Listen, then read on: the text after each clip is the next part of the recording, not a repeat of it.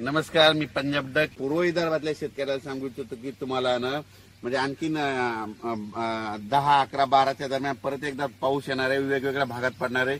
पूर्व विदर्भात आणि पश्चिम विदर्भात म्हणजे 6, 5, 11 जिल्ह्यामध्ये दररोज या 12 ऑगस्ट पर्यंत दररोज वेगवेगळ्या भागात जोराचा पाऊस पडणार आहे, मोठ्या थेंबाचा पडणार आहे. म्हणून हा अंदाज लक्षात घ्यायचा.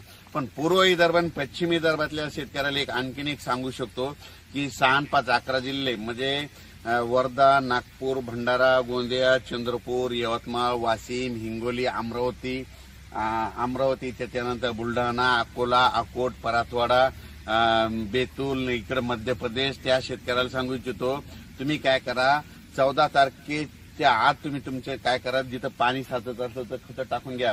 कारण की 14 ते 22च्या दरम्यान म्हणजे 14 ऑगस्ट पासून 22च्या दरम्यान तुमच्या इकडे खूप पाऊस पडणार आहे.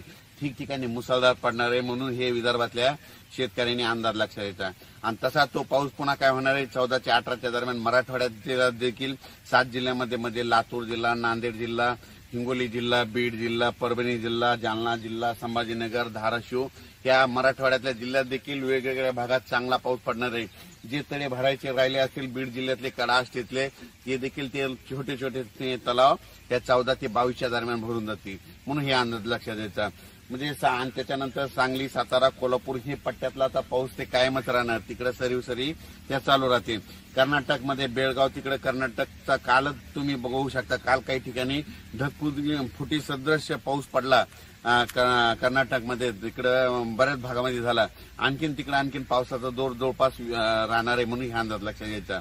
पण राज्यात सांगायचं झालं तर म्हणजे सध्याच्याला म्हणजे 8 ऑगस्ट पासून तर तुम्हाला शेतकऱ्याला सांगू इच्छितो की आता काय होणार आहे पाऊस तुम्हाला एकदम अशी 8-10 दिवसाची उघाडा देणारच नाही. हे ऑगस्ट महिना संपूर्ण पावसाचा जाणार आहे. म्हणून जशी वेळ भेटत काय होणार आहे आता उद्याच्याला काही भागामध्ये आता उद्याच बघा तुम्ही विदर्भामध्ये बऱ्याच ठिकाणी सूर्यदर्शन होईल. मराठवाड्यात देखील सूर्यदर्शन होईल. पण दुपारच्याला लगेच 2:30च्या नंतर पावसाची परत लगेच जोराचा पाऊस येईल. म्हणून हा अंदाज लक्षात घ्यायचा.